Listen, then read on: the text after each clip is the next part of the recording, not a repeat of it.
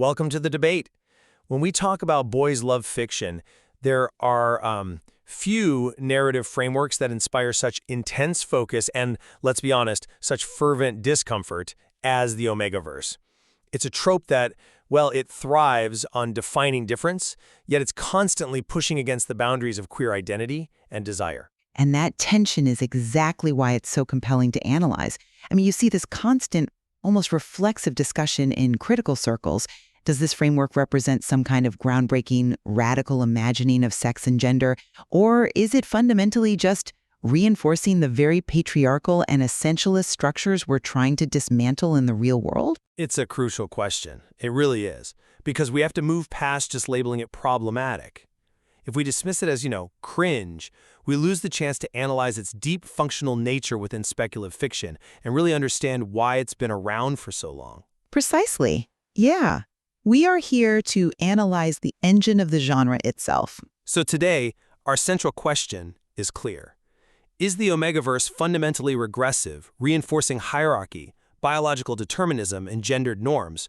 Or is it radically subversive, successfully dismantling real-world gender logic through its sheer speculative nature? I'll be arguing the structural critique, that the trope is, at its core, regressive because of its reliance on an inherent, unchosen hierarchy. And I will be arguing the opposite, that the Omegaverse is radically subversive.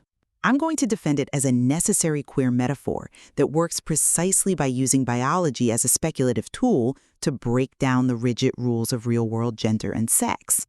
Okay, so to establish my position, the most serious critique of the Omegaverse is a structural one.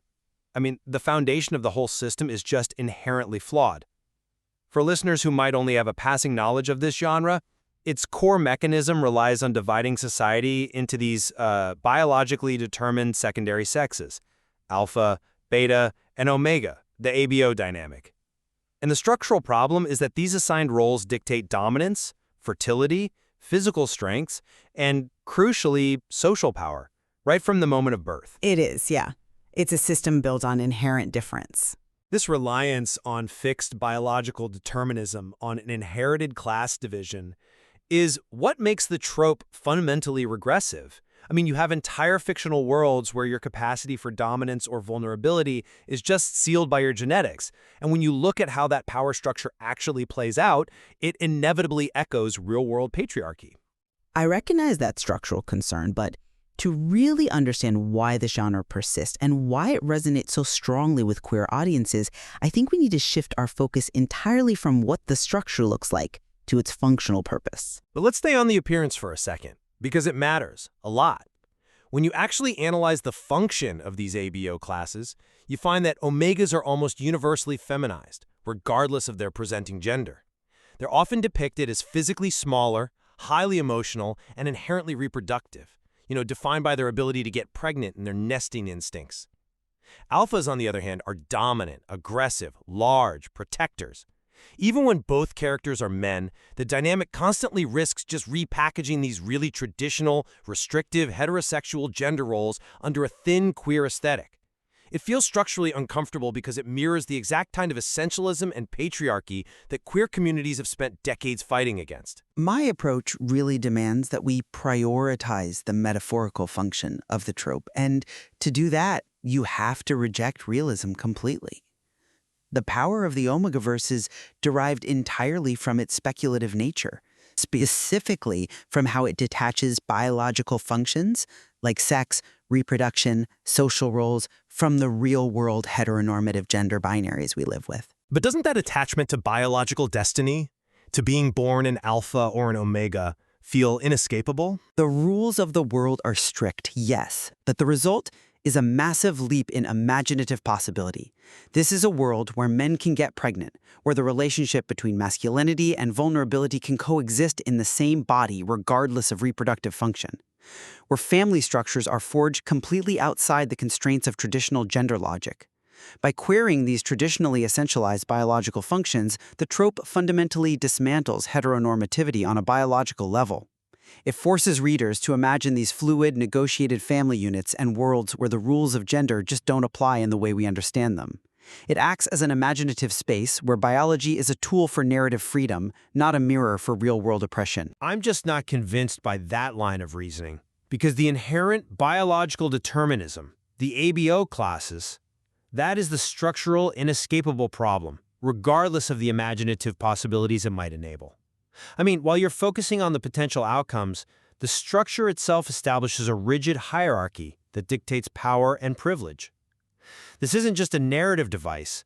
It echoes and normalizes real-world systems of control, like inherited class privilege and biological essentialism, that queer liberation movements have historically tried to dismantle.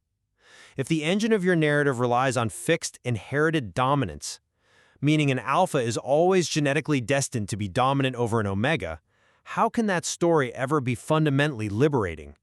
The framework it sets the whole narrative up to be regressive. That's a compelling point about the inherent risk of the framework, I'll give you that. But I would argue that even within those constraints, power isn't fixed. In good Omegaverse fiction, it's actually highly unstable. It's contested, it's often inverted. More importantly, the elements you're critiquing, the so-called biological compulsions like heat cycles and pheromones, they function as powerful, necessary metaphors for externalizing internal queer experiences, not as literal endorsements of biological control. Okay, but a metaphor for what internal experience then? Why use biology to describe social phenomena? Because these elements let us stage the anxieties of the queer experience that are really hard to articulate in realist fiction. They are metaphors for the fear of being defined by how other people perceive your body, for the loss of bodily control under intense societal pressure to conform, or even just the constant crippling anxiety of being outed against your will. Think about the heat cycle. It's the body betraying the self, forcing vulnerability and attention in a way that parallels the intense scrutiny placed on queer bodies in hostile environments. So in this reading, the biological compulsion isn't primarily about sex or dominance. It's about illustrating a profound vulnerability and the lack of autonomy in a world that's constantly watching and judging bodies it deems different. I see that interpretation of externalized conflict, but I worry that the narrative reliance on devices like heat cycles and pheromonal influence doesn't just represent a loss of autonomy, it actively blurs agency when desire is framed as instinct rather than conscious choice. And this is where the structural issue really undermines the metaphorical for me. If the stories are constantly suggesting that desire, pairing, even fidelity are biologically driven, inevitable events, the fated mate trope, for example, it fundamentally works against the core value of self-determined identity and desire that is so central to queer liberation. We want choice, we want self-determination, and yet the mechanism of control is baked directly into the character's biology. It removes the need for genuine emotional choice. But that's where the fantasy element is crucial.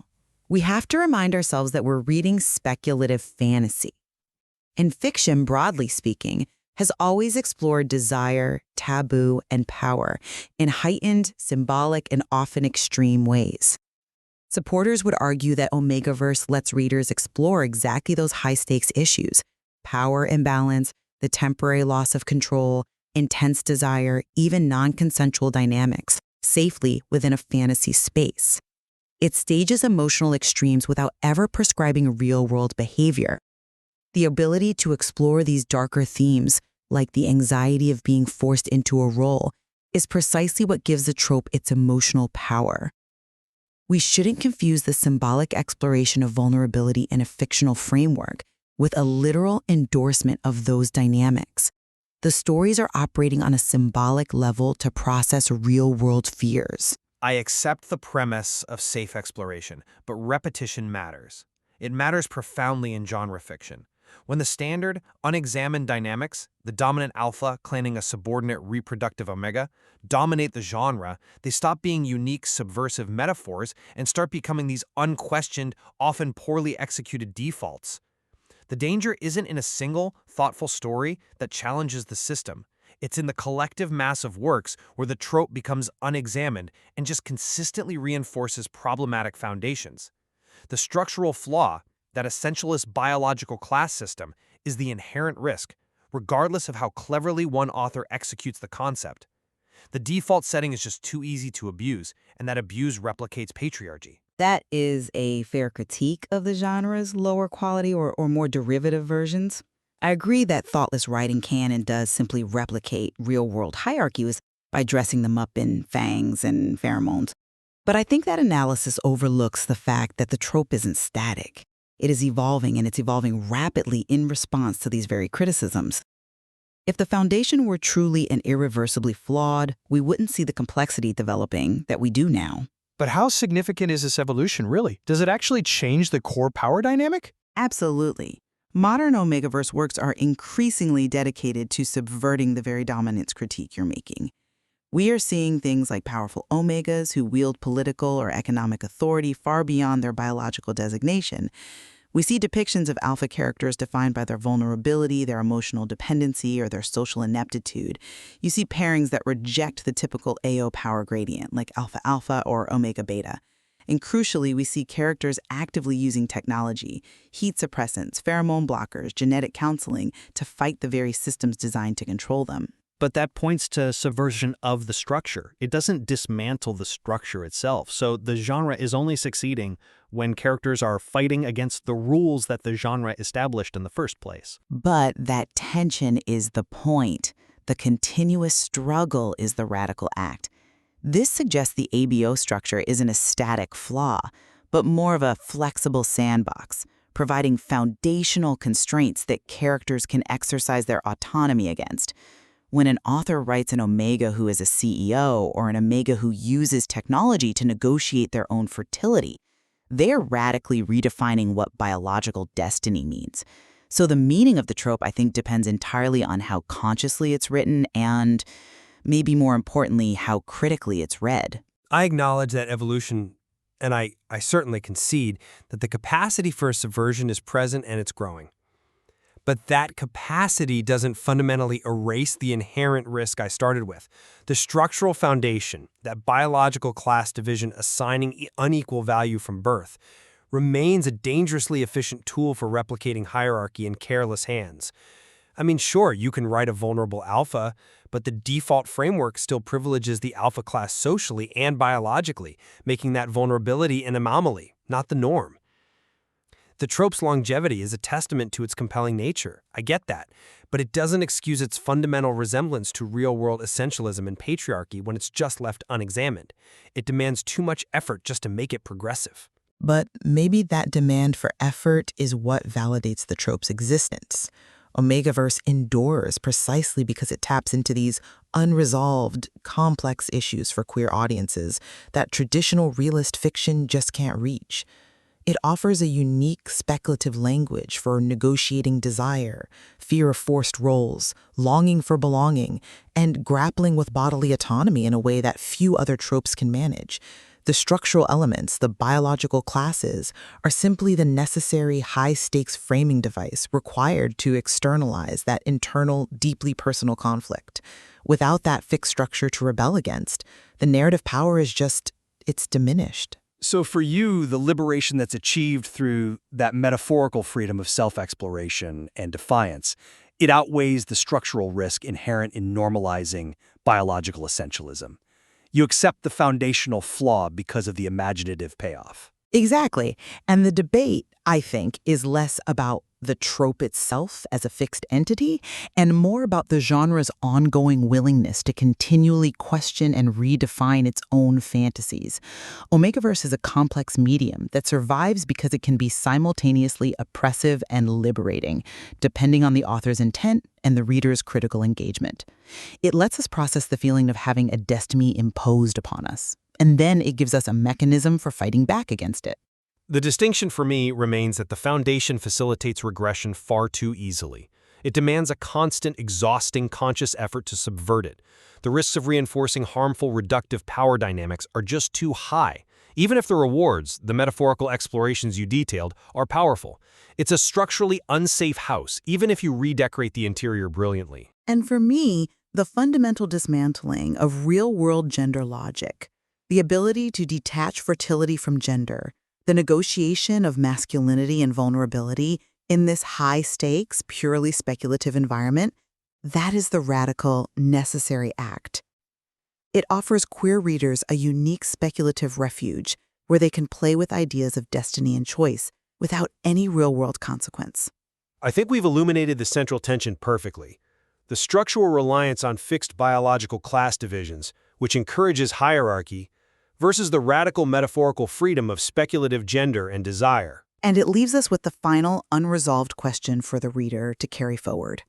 When you engage with the Omegaverse, do you ultimately feel constrained by the world's inherent fixed rules, or are you ultimately freed by them? Thanks so much for watching. If you enjoyed the video, please consider liking, commenting, and subscribing. It really helps the channel grow. See you in the next one.